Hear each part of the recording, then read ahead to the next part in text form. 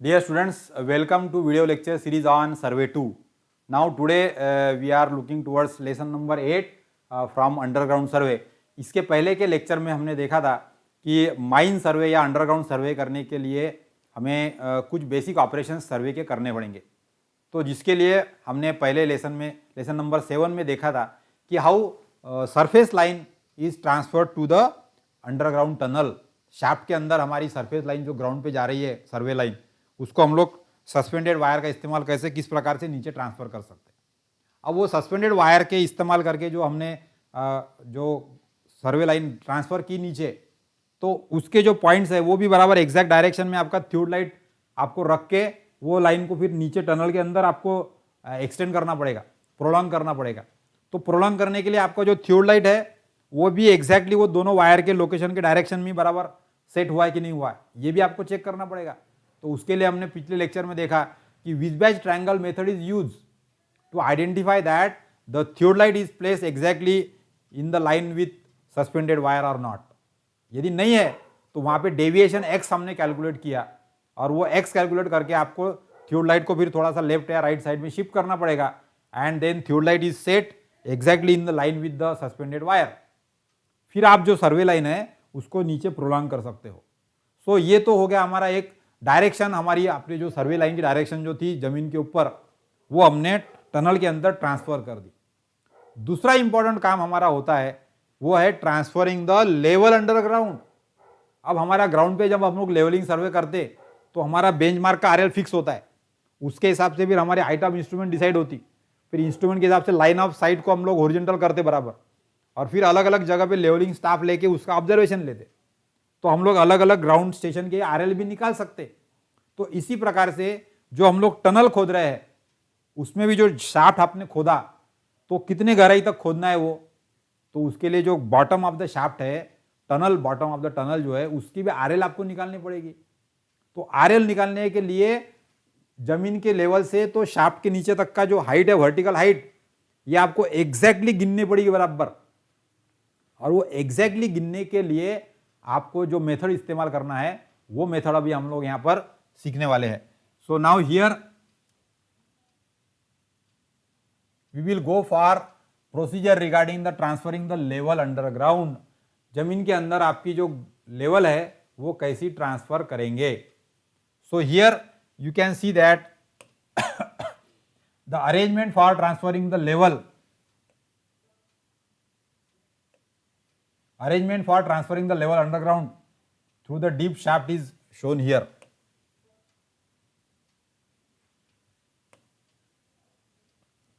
तो यहां पर क्या है, सो दिस इज माय ग्राउंड, ये मेरी ग्राउंड की, ये मेरी जीएल है यहां पर। So this is my GL, ये मेरी ग्राउंड लेवल है। अब ये मैंने यहां से टनल शाफ्ट खोदा, ऐसा ही, this is my shaft, this is shaft.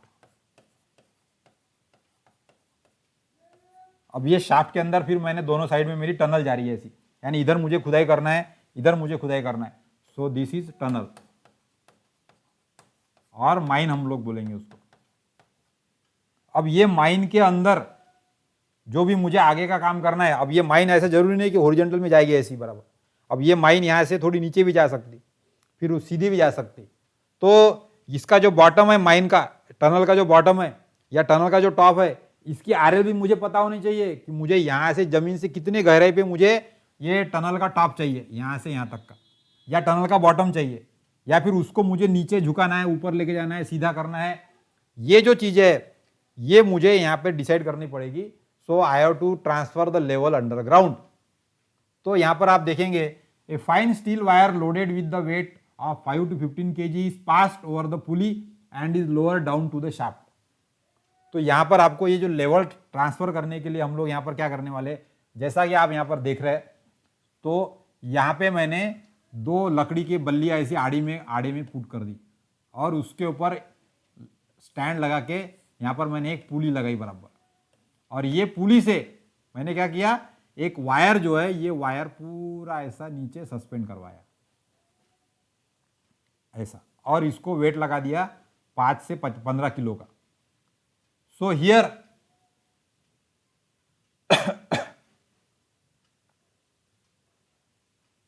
अब यहाँ पे 2 fine wires AB and CD are stretch horizontally across the shaft and its top and bottom.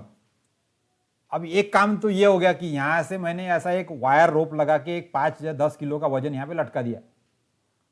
दूसरा काम मुझे अभी ऐसा करना है कि मुझे यहां पे एक शाफ्ट के टॉप पे वायर AB वायर मुझे ऐसा हॉरिजॉन्टली लगाना है, स्ट्रेट वायर AB हॉरिजॉन्टली मुझे फिट करना है। वैसा ही एक वायर मुझे यहाँ पे CD ये भी हॉरिजॉन्टली यहाँ पे फिट करना है। उसके लिए मैं क्या करूंगा, 2 लकड़ी की बल्लियां खड़ी करूंगा और उसके ऊपर एक वायर लगा दूंगा ऐसा टाइट। तो टनल के अंदर आपको एक वायर नीचे मिल गया ऐसा हॉरिजॉन्टल, और टनल के टॉप शाफ्ट के मुंह के ऊपर एक वायर ऊपर मिल गया ऐसा। सो जो वर्टिकल शाफ्ट है इसके टॉप में AB वायर लगाया मैंने, steel wire. So this is my steel wire. ये हमारा कैसा है, हॉरिजॉन्टल है। और दूसरा वायर हमारा स्टील वायर ये भी है CD। So this is also horizontal.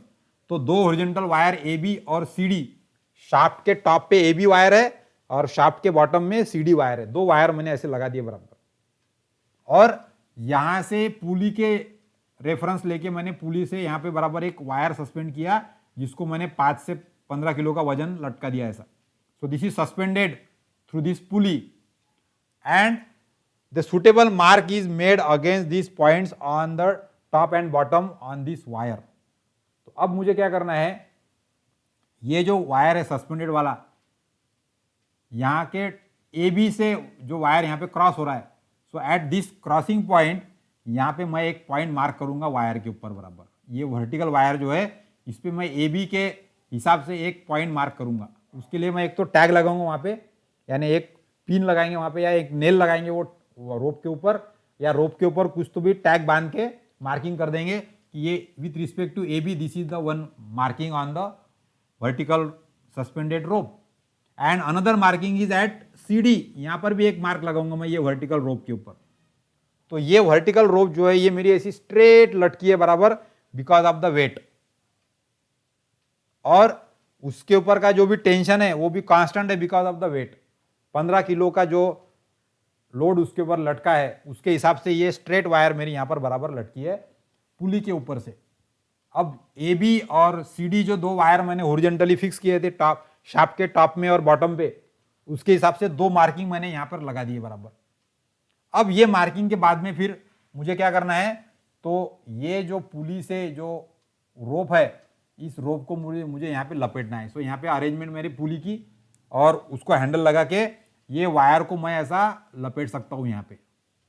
अब जब मैं ये वेट को ऊपर ऊपर ऐसे लपेटूंगा यहाँ पे, तो यहाँ का जो मार्किंग है ये आ जाएगा बराबर यहाँ पर, और ये दूसरा मार्किंग जो है वो भी ऊपर आ जाएगा। तो EF ये ऐसा एक बड़ा हॉरिजॉन्टल टेबल है, लंबा ऐसा लंबा टेबल रहेगा, ऐसा प्लेन सरफेस रहेगा ऐसा, और वो टेबल के ऊपर से वो रोप आपकी ऐसी ऊपर आएगी। तो ये रोप मैंने ऐसी बिल्कुल टॉप के ऊपर से ऐसी मार्क करके रख दी बराबर। टेबल के टॉप के ऊपर ये वायर ऐसी बराबर जा रही है और यहाँ पे मैं उसको लपेट सकता हूँ। तो इसका पर्पस क्या है कि इसका जो वेट है सस्पेंशन का, वो सस्पेंशन का वेट कायम रहते हुए ये जो वायर है ये अभी वर्टिकल थी तो ये अभी यहाँ पर हॉरिजॉन्टल में आ जाएगी जब ये वेट ऊपर हो जाएगा, आप उसको लपेट लेंगे यहाँ पे। तो ये वायर स्ट्रेट डायरेक्शन में टेबल के टॉप के ऊपर आ जाएगी। तो ये जो पहला मार्किंग है वो यहाँ आ जाएगा, दूसरा मार्किंग यहाँ आ जाएगा, और यानी टेबल के टॉप के ऊपर दोनों मार्किंग आपको दिखेंगे, और फिर उसको टेप से आपको गिन लेना है बराबर। So you will measure exactly the distance EF। ये EF डिस्टेंस हमको गिनना है ताकि हमको ये वायर से लेके ये वायर के जो 2 मार्किंग थे वो मार्किंग में का डिस्टेंस एग्जैक्टली पता चल सके। So that we will do. तो ये वजन सस्पेंडेड रखते हुए ये वायर को यहाँ लपेट लेना है, और ये मार्किंग फिर ये टेबल के टॉप पे आ जाएगा, दूसरा मार्किंग भी टेबल के टॉप पे आ जाएगा, और दोनों मार्किंग का डिस्टेंस जो है वो हॉरिजॉन्टल डिस्टेंस हम लोग यहाँ पर मेजर करेंगे। So that procedure we have to carry out here. So here in order to ascertain the distance between these marking, the wire is wound up without removing the stretch weight, and the distance between the mark is measured as it is passes over the surface of the horizontal plank EF suitably supported over the ground। तो जैसा कि मैंने आपको बताया कि ये जो E F है ये मेरा plane top table top surface है, और इस टेबल टॉप सरफेस के ऊपर ये वजन को सस्पेंडेड रखते हुए ये जो मार्किंग थे दोनों भी, ये दोनों मार्किंग मैंने बराबर ये टेबल के ऊपर ला दिए और टेबल के ऊपर उसको बराबर हॉरिजॉन्टल प्लेन करके दोनों डिस्टेंस का डिस्टेंस मैंने गिन लिया. So the attached weight does not affect the measurement since the tension in the whole wire is remains same, and thus the level at the marks of the bottom of the shaft can be ascertained.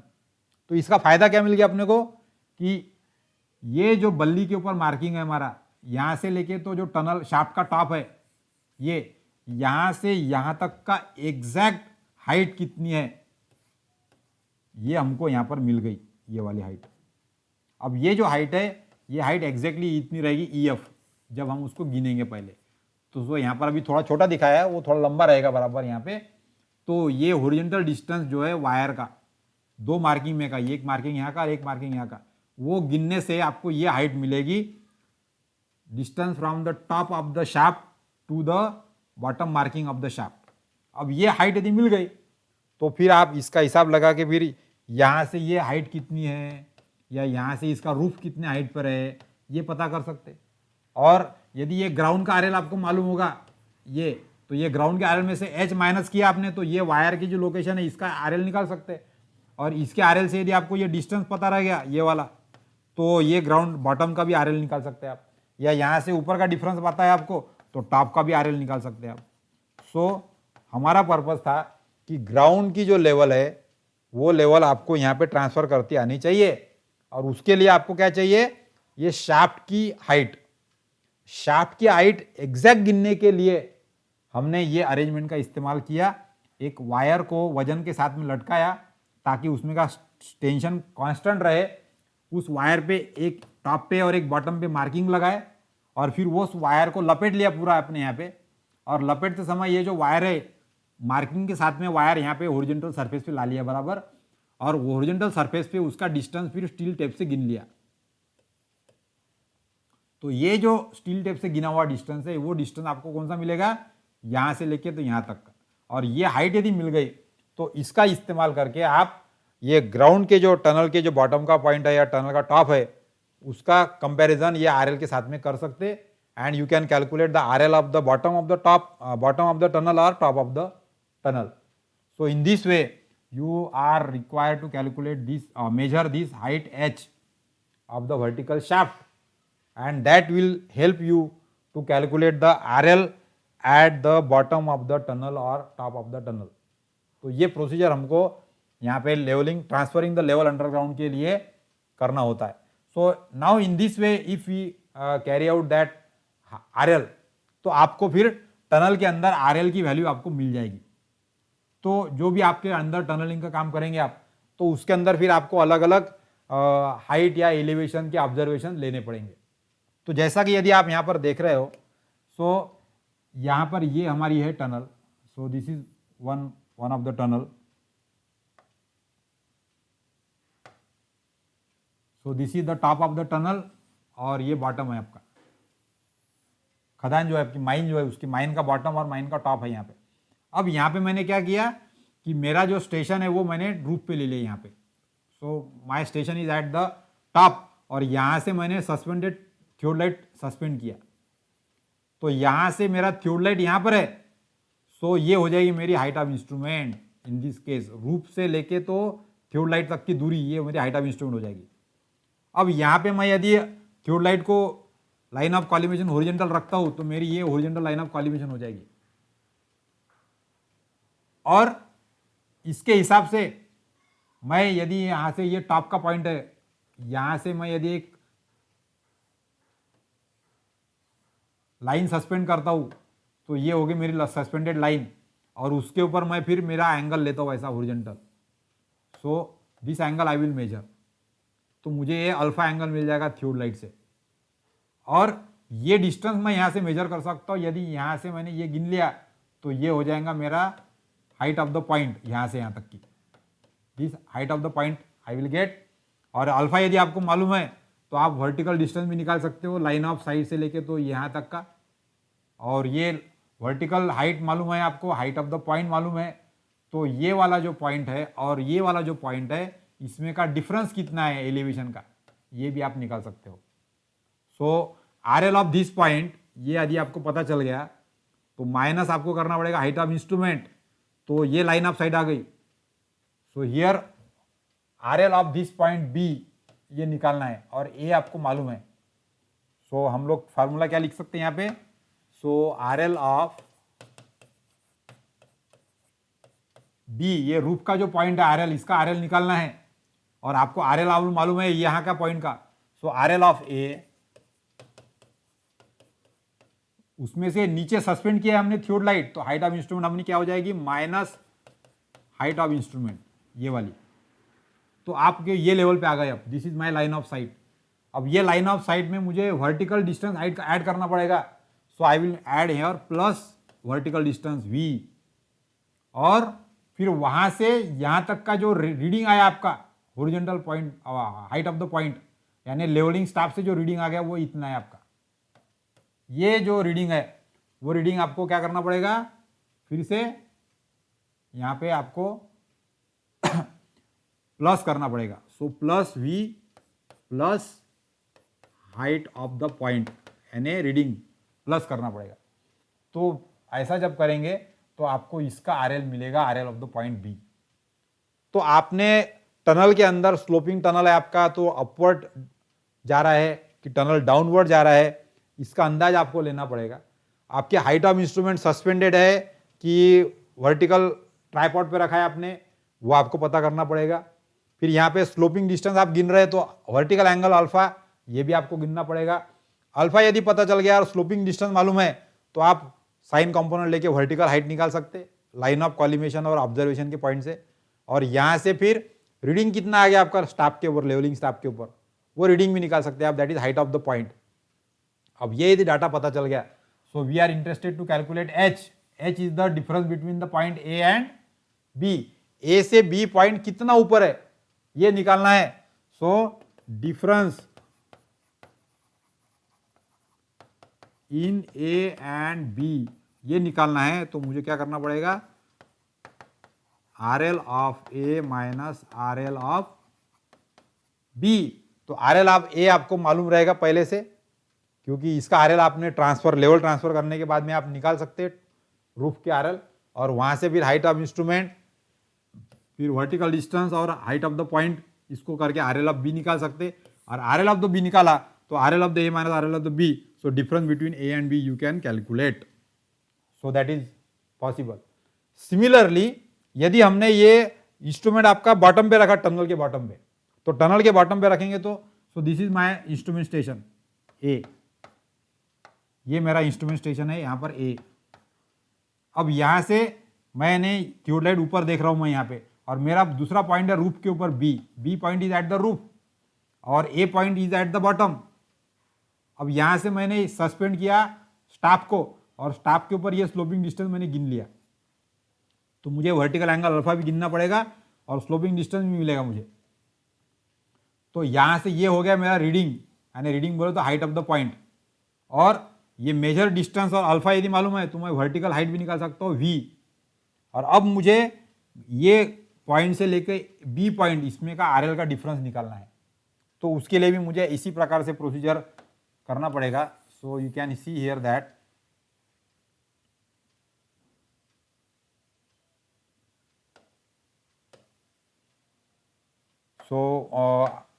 RL of the A ये मुझे मालूम है यहाँ पर A point का RL। So RL of B निकालना है मुझे, यानी ये वाला जो पॉइंट है मेरा टॉप का रूफ का point. So this is A and this is roof point B, ये निकालना है मुझे। तो अभी मुझे RL ऑफ द B निकालना है, तो RL ऑफ A यानी ग्राउंड पॉइंट का RL प्लस HI करना पड़ेगा, क्योंकि मेरा ट्राइपॉड पे स्टैंड पे रखा है मैंने इंस्ट्रूमेंट, तो ये हो गई मेरी plus height of instrument HI। तो मेरी ये लाइन ऑफ साइट आ जाएगी।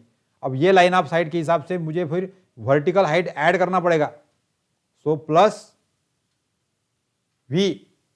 तो इसके अंदर मैंने हाइट ऑफ इंस्ट्रूमेंट ऐड किया प्लस V किया मैंने, सो यहाँ पे प्लस V, और प्लस V के बाद में फिर यहाँ से ये रीडिंग, तो height of the point plus HP, तो मुझे B पॉइंट का RL मिलेगा। सो RL of the B calculate कर सकते हैं हम लोग, और फिर RL of the B minus RL of the A करेंगे तो A और B पॉइंट में की हाइट कितनी है, डिफरेंस बिटवीन द हाइट और एलिवेशन, ये हम लोग कैलकुलेट कर सकते हैं।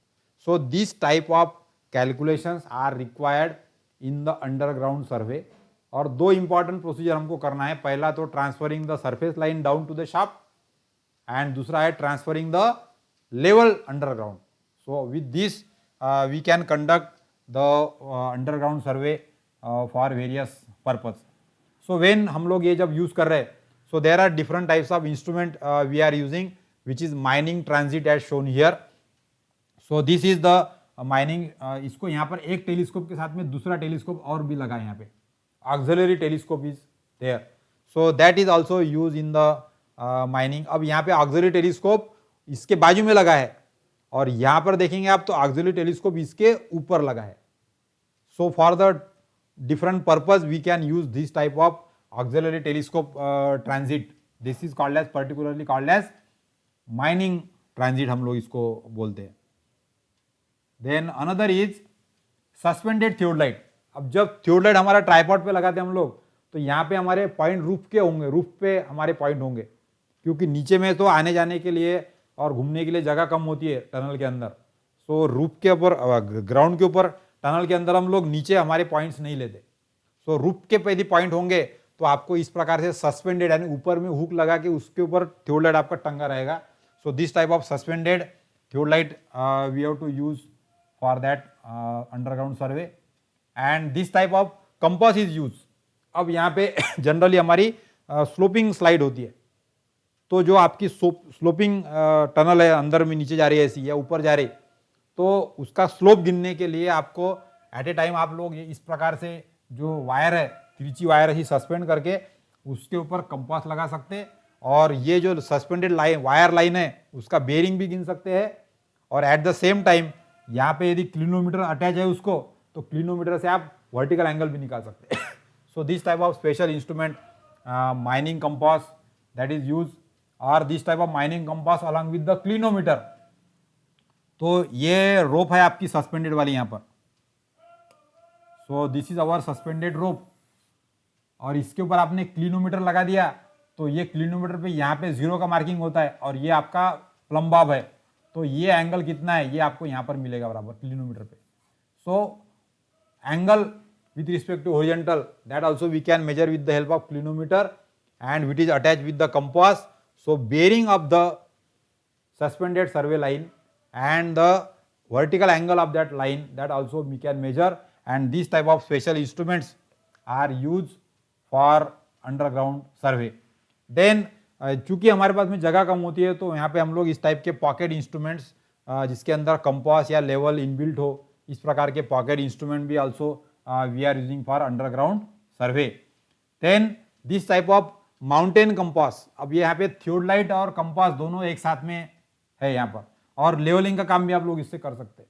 So this type of combine instruments that we can use, यानी अलग अलग इंस्ट्रूमेंट ले जाने के बजाय हम लोग कंबाइन इंस्ट्रूमेंट ऐसे यूज करके हम लोग बेयरिंग और लेवल और अलग अलग ऑब्जर्वेशन जो भी लेने हैं आपको, that also we can do parallelly.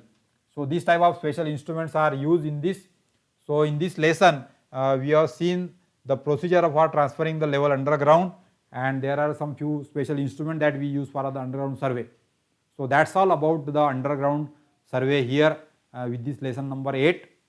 So here we have completed this unit number 4 of survey 2. In the next video again we will meet with the another unit, and that is again very interesting. So till then, goodbye here. Thank you for watching this video lecture series.